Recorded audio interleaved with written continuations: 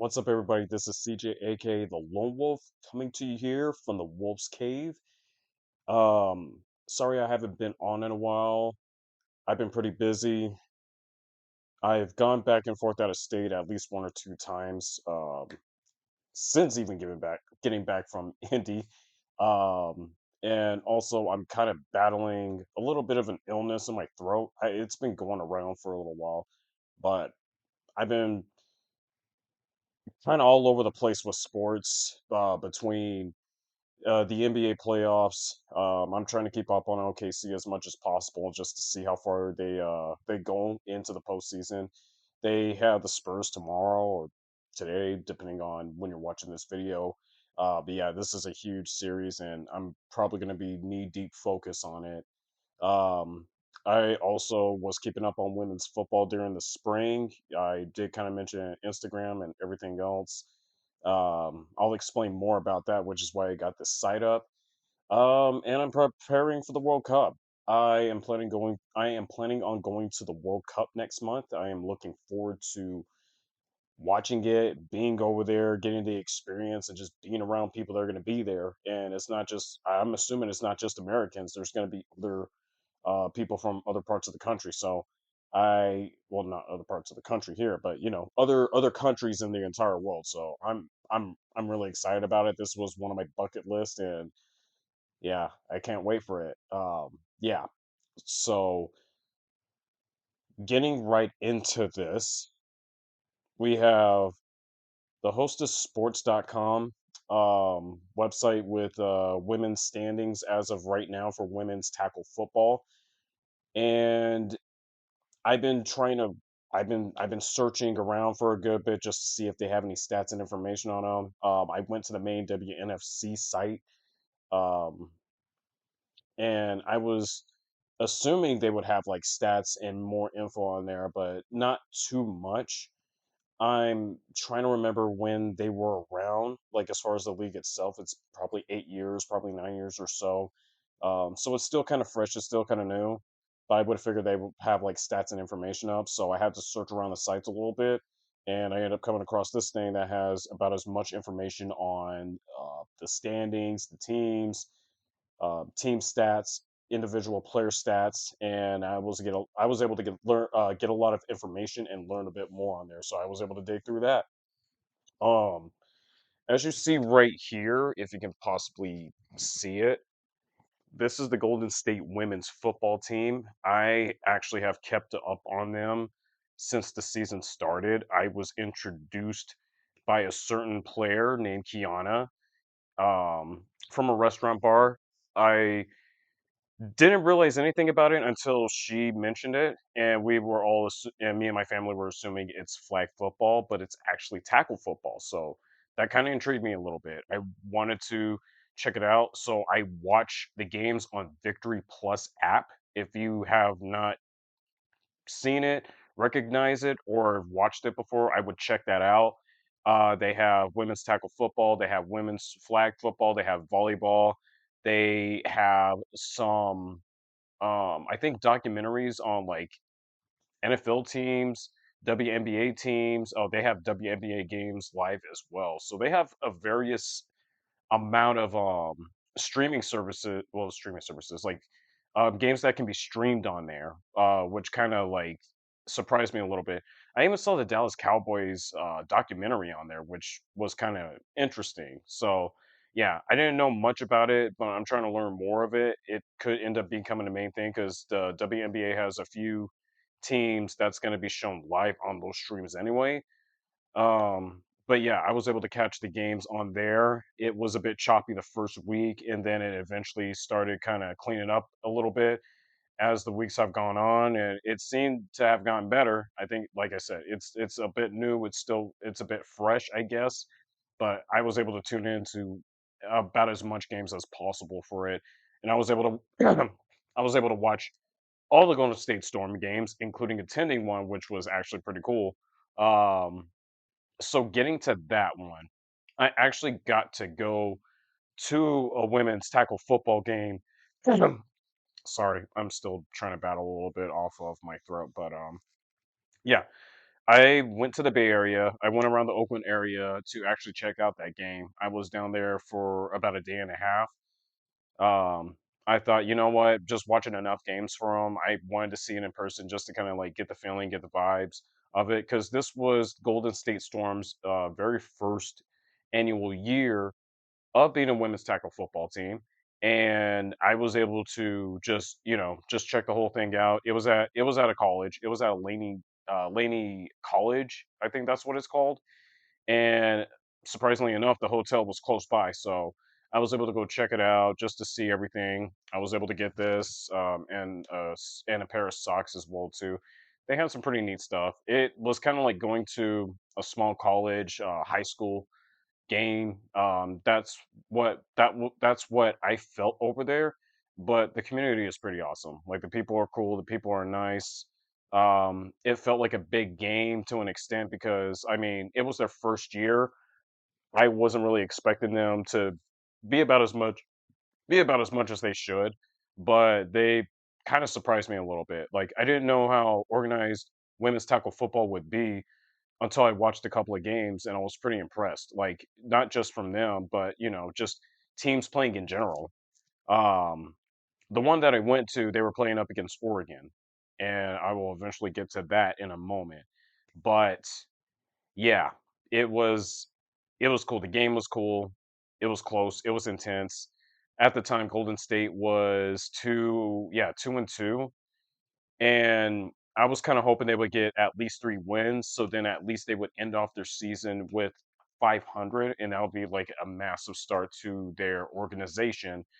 And just to kind of see where it goes, and maybe it would be able to help them get better and improve as the years go on, and hopefully they can stay around and just keep going with it. But they have a pretty decent team for a first annual team. I'm trying to get the aspect of what this team overall is, but looking at what they have, like even watching their first week of football, I thought their defense was awesome. I thought they were pretty impressive. I thought they were the strength of the team. I mean, and I'll name off a couple that I can think of. Their edge rusher, Shaniqua Bennett. God, she's a dog, man. She's a monster. She's number 25. Lo and behold, that's my favorite number. And I watched a good amount of her plays, and man, if I were to play on offense, I honestly would not get in her way. Just like every time she breaks through to the backfield, she's coming in just wanting to tear somebody apart. Like it was freaking awesome just to watch for the beginning. The other one was Moa. I couldn't tell if she was a safety or if she was a linebacker, but she was one of those people that was just going after ball carriers and just tackling them, or at least attempting to. They have like 5 or 6 linebackers deep that can play and tackle pretty well.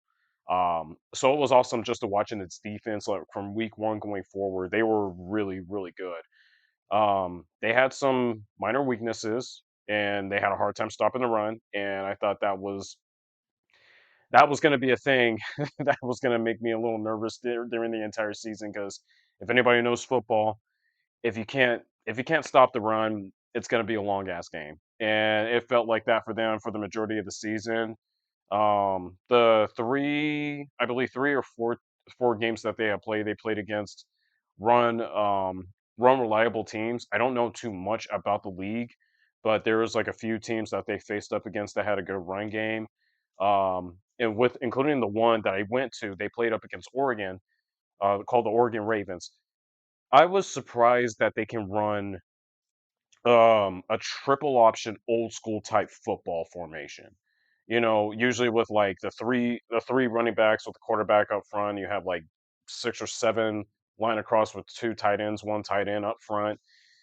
Yeah, they were organized pretty well. It's something you would see from like Air Force, Army, and Navy when they run those triple option plays sometimes, or for Army, Navy, kind of used to before they kind of changed things up. But yeah, they ran the triple option pretty well. They were organized, they were disciplined. I was really surprised at this. It's just like I'm watching women's football. I didn't know what to expect. I thought it would just be kind of like some singular formations that they would just play like the I formation or like three receivers, four receivers, or something like that. But no, I mean, for Golden State, they had like a three whiteout set, four whiteout set, and I'm looking on the other end with Oregon running a triple option with three running backs deep. I don't remember if there was like one receiver on either side that was a whiteout for it, but they ran that the majority of the time, and they were pretty disciplined at it. So I was surprised. But during the game, it was pretty cool. It was pretty cool. It was pretty close. Um, it was defensive battle. Didn't know how it was gonna go. It was pretty tense to watch. And then, eventually Golden State ended up getting a couple of touchdowns. One of their best players, and I forgot to mention on the offensive side, one of their well, if anything, their best player on the team, her name is Sylvia Sloss. She's a wide receiver. She can kick the ball pretty well too. She can punt. She can do field goal kicks. She can do extra points, kicks off. She can also return the ball, catch the ball, run. She was pretty much an athlete, like an overall athlete. She was the best player. She was a favorite amongst the fans as well too. And I sat in front of a family of Sylvia. So yeah, she was a big deal to the entire fan base. So it was cool seeing her and just seeing what she looked like. And she's a dog, man. Like she's got that dog mentality in her, and she's a baller, man. Um, and then there was another player. I don't know her first name, but her last name is Grimes. God, she's a big running back, man. Like she's she can get up the field with her size, and when she gets outside, if she's able to just break away through even off of one player, she is hard to bring down. Like she is a big running back, and she can move the ball pretty well. As long as she's able just to kind of like break through. Going through the hole, it's going to take a little bit. It's kind of a hit and miss. I'm trying to think. I'm trying to compare who the other running back is. I would say she kind of reminds me of Brian Robinson, who played for the 49ers. Not saying a comparison of athletes, but it's just like his running style is he doesn't have good acceleration, but if he gets up the field with enough time and enough room, he's going to be impossible to stop. And that's what Grimes kind of played like. So it was nice just seeing her being pretty much one of the strengths of the offense next to Sylvia, because sometimes when the passing game doesn't get going, the run game has to be reliable enough on it. And then we get to the quarterback. To an extent, Elizondo was pretty much one of the better players that they needed at quarterback, right? I didn't know what to make of it. I didn't know who the quarterback was, kind of starting things out. It was kind of a hit and miss with it. But kind of as the season has gone on, she has connected well with Sylvia Sloss. And then at times, I'm kind of hoping she would connect with Keanu a little bit, but she has had some moments to where she was, including a big touchdown pass to her. Keanu was able to break through the defense. She was wide open. My concern was Elizondo overthrowing it to her, but that one was a nice throw that just ended up in her hands, and I'm like, yes. And this was her first touchdown. This was her first touchdown catch, and I was able to see that in person. So that was awesome just to kind of witness the whole entire thing. Um, and then as far as everything with the game, like I said, it was close. They scored two touchdowns. Sylvia got one. Kiana got the other one. And as the game has gone on, the run game for Oregon opened up after things weren't going so well. They had some miscues on it. They had a turnover on the very first play of the game. So things didn't go well for Oregon, but they started picking things up as the game was going on. Like the run game was opening. All it took was a couple of play action plays because they didn't throw the ball as much. But once they got a play action play going and it was successful, that's when the offense opened up a little bit, and it made me nervous. It made me nervous because I didn't know if Golden State was going to hold up the lead.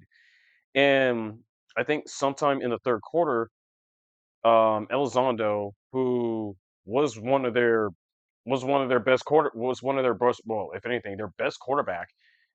She ended up getting hurt during a play, and it looked like she was going to play through. But then I think on the next series, she wasn't able to finish things up. She was just too hurt and gimpy over it. So they ended up having to bring in a backup. So that made me concerned because it looked like Golden State had this game. and maybe they would have given up a score later on, but I felt like they had this game. All they needed is just one more touchdown, one more field goal, and boom, it's over. But no, um, the offense was stagnant after. They tried to run the ball. Oregon was able to stop it, and it was pretty much on Golden State's defense to just pretty much just end the game, right?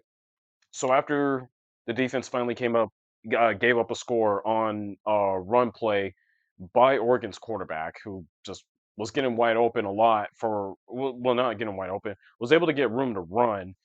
Then it kind of concerned me because it's like if she's going to keep doing this, this is going to kill us. So on the last two series of the game, this was one of the most intense ones because there was times to where Oregon was in the red zone and they had a chance to score.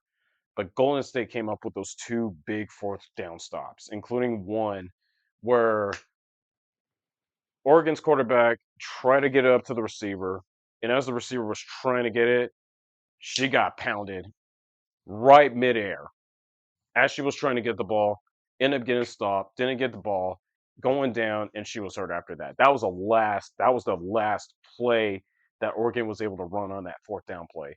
And I thought that was just awesome.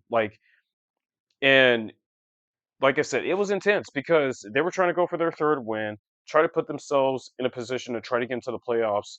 In 2 weeks because they had to buy like prior to playing their last game of the regular season. But yeah, this was a big game. This was an intense game. This was the last home game, and I'm glad was able to catch that one. And they were able to get that win. So I mean, for me, it was cool just watching them. It was cool just watching them play throughout the entire season, just seeing some highs, just seeing some lows, learning about the team, learning about the advantages of the team and the weaknesses of the team. And for women's football, this was a huge deal for me because this was something I was just trying to learn. Like I don't know all the players' names except just a few that stood out to me. But I got to learn a lot more about them. I got to learn about, their background. There was, I believe I don't know if it was the Bay Area News or Santa Clara News or San Fran News or something like that, but they did a report on Golden State's football team that's, coming into existence this season before their annual seasons just started. And it was just nice to know that, the ladies wanted to go out there, they wanted to play football, they wanted to strap up their helmet, pads, just go out there and tackle, just play ball like the NFL players would do. And it was awesome. So most importantly, after they won the game, it was just exciting. Just seeing the fans out happy and excited for it. The ladies out there just celebrating, enjoying their time, enjoying their moments. And it was a huge community based thing. It just felt like a type family oriented type environment, and it felt pretty cool. Me just going out there, I was just going out there to watch the game, watch Kiana play, and just see how the team does. But the fans were pretty cool. They were pretty nice. I got to chat with a couple of them just to kind of learn about them a little bit, like what got them into watching football and how things kind of came together. So, um, but yeah, just to just kind of speed things up a little bit through their season. They did not make the postseason. They needed to win on Saturday against Los Angeles to gain one of the last spots in the standings. So if you're looking at the standings right here over to the left side of me, um, I'm trying to explain this as best as I possibly could. So for like Pacific Division, Northwest Division, Central Division, and Atlantic Division, the two are separated into the western side and the eastern side, kind of like the NFL, like the NFC, AFC, and stuff.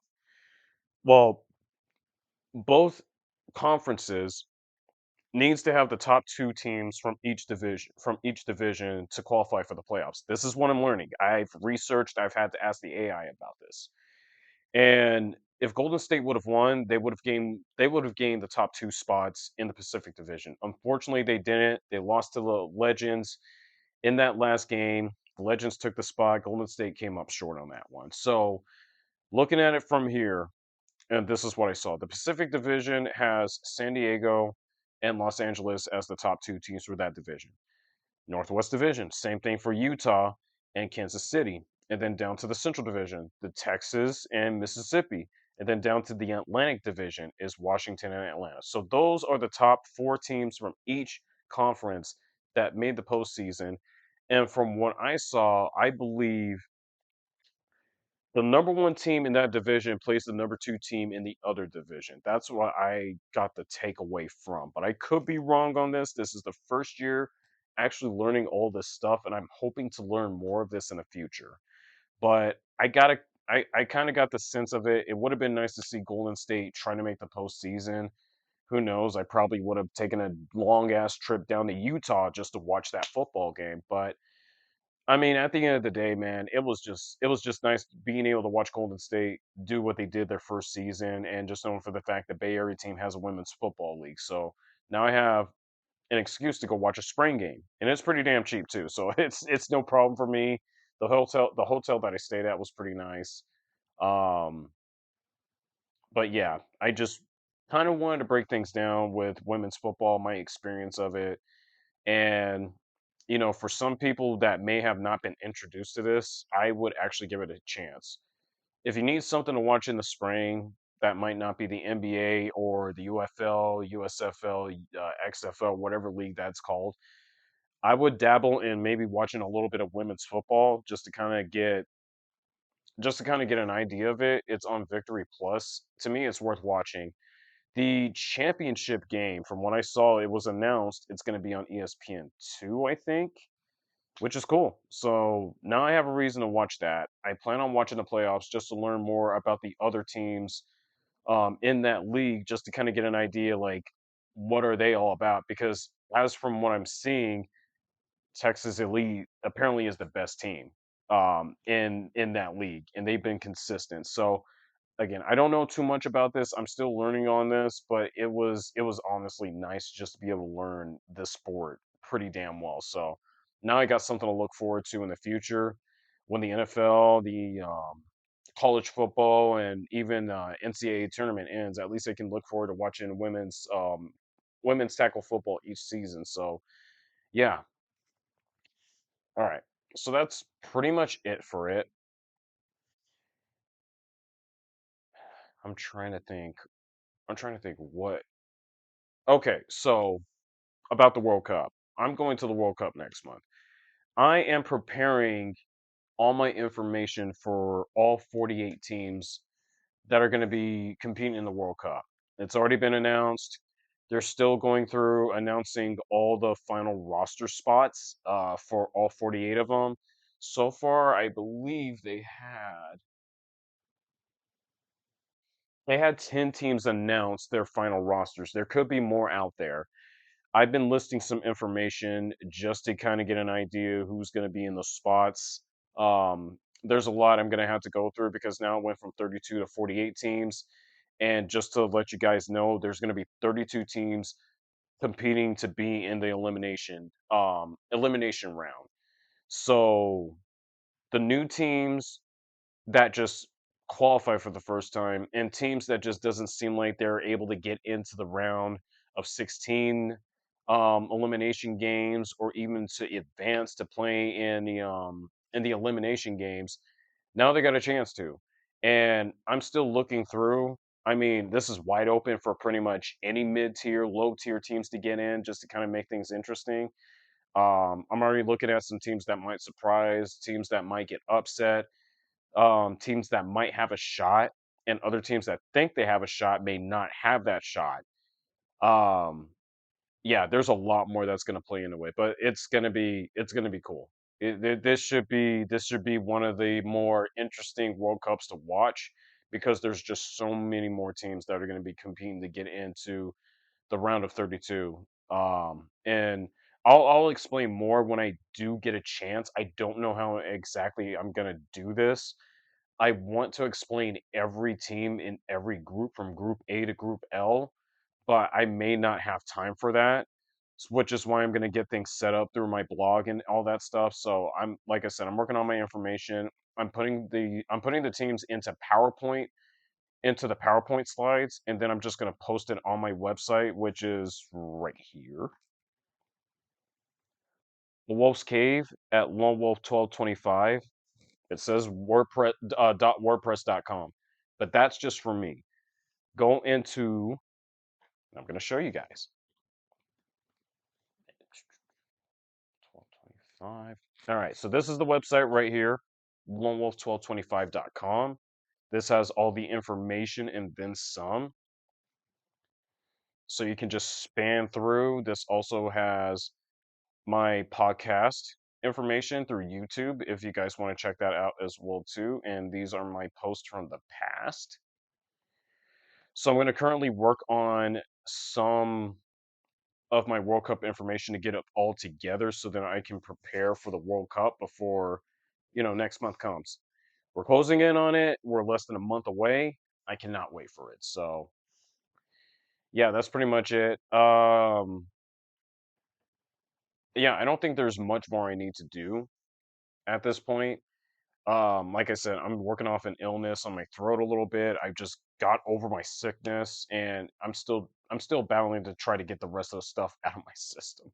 It sucks, man. So, I'm doing the best I can to talk. There's times to where I'm kind of having issues trying to because my focus is just trying to get this out of my system and everything. But yeah, I hope you guys enjoyed me giving out women's sports information. If I didn't do enough of it, I know there's more I'm going to learn from it before the next season, but it gives me some time just to learn about the WNFC a little bit. Eventually, I'll end up getting into the stats. Like, just learning about Golden State's football team as a whole, this already gave me an idea of what this team's going to look like and how their season might come out. I mean, if they would have had a better run defense, I think they would have at least won a couple of more games. Like, and here's a quick stat. Here's a quick stat about the team. So they're 3-0 against teams under 500, while they're 0-3 against teams over 500. Not only that, they're 0-3. Unfortunately, they're 0-3 in against in-state teams. So they lost to San Diego twice, and then they lost to Los Angeles in the regular season finale. But they managed to beat Oregon. I'm trying to think who else. Let me look it up. But they managed to beat Oregon. They managed to destroy Las Vegas. My God. And then they beat Seattle in a thriller. It gave me that 49ers Seahawks vibes just a little bit. But the Seattle Majestics are more respectable than the fucking Seahawks. So they can go F themselves for all I give a crap. Yeah. But like I said, I'm learning more on this stuff. Eventually, I'm going to get a better idea of this. It might take me a couple of years to get the full idea of stats, standings, and all that stuff, and then get a better idea of how these teams qualify. But this is about as much as I can get for it. So, yeah, that's it for me. When I get a chance, hopefully next time I'm on here, I can talk a little bit more about the World Cup. I might end up talking about the NFL schedule. I don't know if I want to get to that because I'm too busy trying to get myself ready for the World Cup. And then not only that, next month I'm going to be diving into some college football information. So I might throw a little bit in there once I get an idea of the portal, the post portal situation, who they bring in as far as like recruits, and then what is the team going to look like going into next season. So yeah, I'm done for tonight. I'm going to rest. Hope you all have a great time, great night, day, wherever the heck you are. Peace out. I'll see you guys next time.